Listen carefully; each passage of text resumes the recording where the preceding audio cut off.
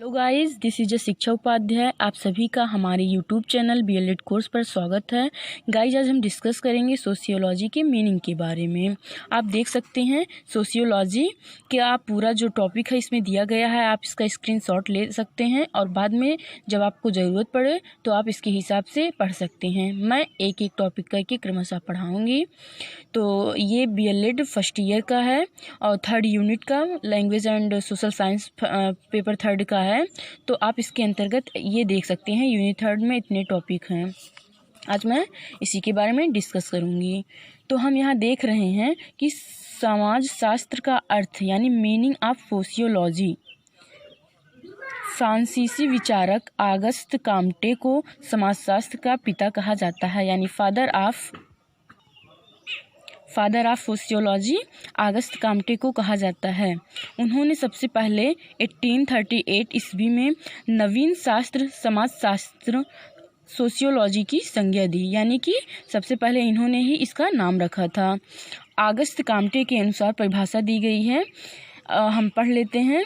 यह वह विज्ञान है जो मानव समाज की प्रकृति व प्रक्रिया का अध्ययन करता है, साथ ही उन कारकों का भी अध्ययन करता है जो उसकी उन्नति एवं विकास में योगदान देते हैं। ये इसकी डिफिनेशन हो गई। अब फिर उसके बाद अंग्रेजी के सोशियोलॉजी शब्द का अर्थ होता है समाजशास्त्र। सोशियोलॉजी का अर्थ होता है समाजशास्त्र। सोशियोलॉजी शब्द दो शब्दों से मिलकर बना हुआ है, लैटिन भाषा के सोशियोस और ग्रीक भाषा के लोगोस, अर्थात सोशियोस प्लस लोगोस। और फिर सोशियोस मतलब होता है समाज और लोगोस मतलब होता है साइंस या विज्ञान। अर्थात सोशियोलॉजी का शाब्दिक अर्थ होता है समाज से संबंधित विज्ञान का अध्ययन। सोसाइटी जो है उससे रिलेटेड जो हम स्टडी करते हैं वही। समाजशास्त्र समाज का विज्ञान है और समाज के सामाजिक उपबंधों का ज्ञान है, जिसमें मानव व्यवहार और सामाजिक क्रियाओं का अध्ययन किया जाता है।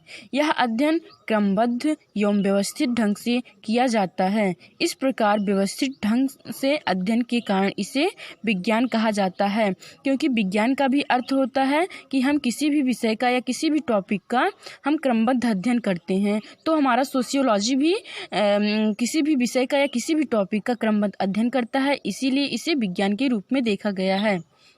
मैकआइवर पेज ने कहा है कि समाज सामाजिक संबंधों का जाल है, यानी कि society is the cobweb of social relationship. अब यहाँ हम देख लेते हैं परिभाषा यानी डिफिनीशन सोशियोलॉजी की। विभिन्न समाजशास्त्रियों ने दिया है, उसमें से फर्स्ट ने कहा है जीन्स वर्ग के अनुसार है।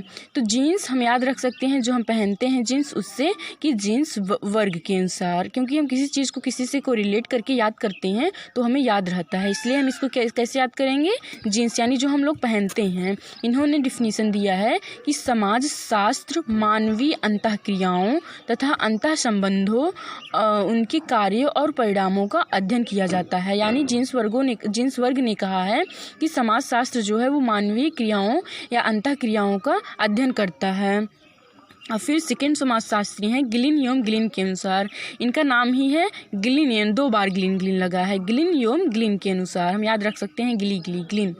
फिर उसके बाद इन्होंने कहा है कि व्यक्तियों के एक दूसरे के संपर्क में आने के फलस्वरूप उत्पन्न होने वाली अंतःक्रियाओं के अध्ययन को ही समाजशास्त्र कहा जाता है। यानी जब व्यक्ति एक दूसरे के संपर्क में आता है तो उसका हम वैज्ञानिक अध्ययन जो करते हैं वही समाजशास्त्र के अंतर्गत आता है। ये गिलिन एवं गिलिन के अनुसार था।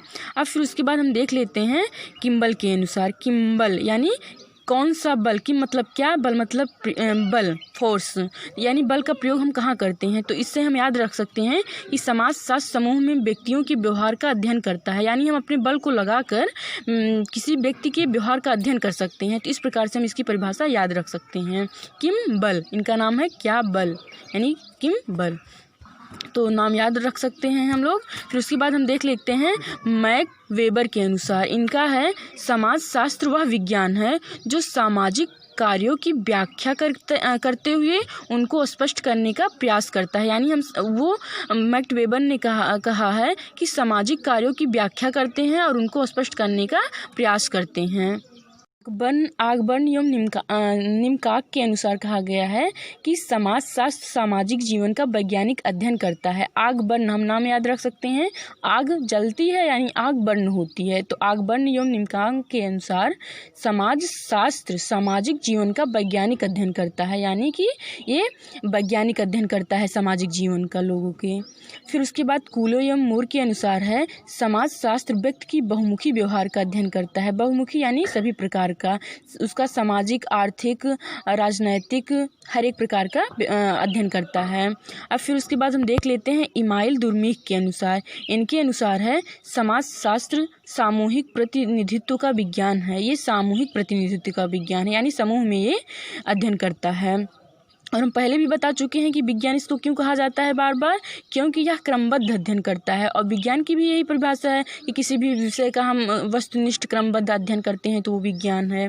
फिर उसके बाद हम कथन देखते हैं, यानी कि हम इसको भी परिभाषा के रूप में लिख सकते हैं। तो याद करने का सही तरीका है, इसको हम स्ट्रक्चर बनाकर रख दिए हैं, ताकि अगर किसी चीज़ का हम स्ट्रक्चर बना लेते हैं तो हमारे माइंड में सेट हो जाता है, फिर याद करने में आसानी होती है।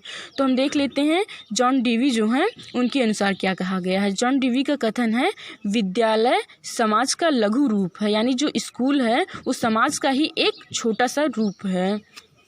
फिर उसके बाद हम देखते हैं रेमंड के अनुसार। रेमंड ने कहा है कि समाज विहीन व्यक्ति की कोई कल्पना नहीं है, यानी जिस व्यक्ति का कोई समाज ही नहीं है उस व्यक्ति की कल्पना ही नहीं की जा सकती है, रेमंड के अनुसार है। फिर उसके बाद हम मैकाइवर और पेज का देखते हैं। इन्होंने कहा है कि शिक्षा सामाजिक संबंधों का जाल है, यानी कि education is the cobweb of social relationship. ये मैकाइवर और पेज ने कहा है। तो आज के लिए गाइज इतना ही, मिलते हैं नेक्स्ट वीडियो के साथ। Thank you. और हमारे यूट्यूब चैनल को आप लाइक, सब्सक्राइब और शेयर कीजिए।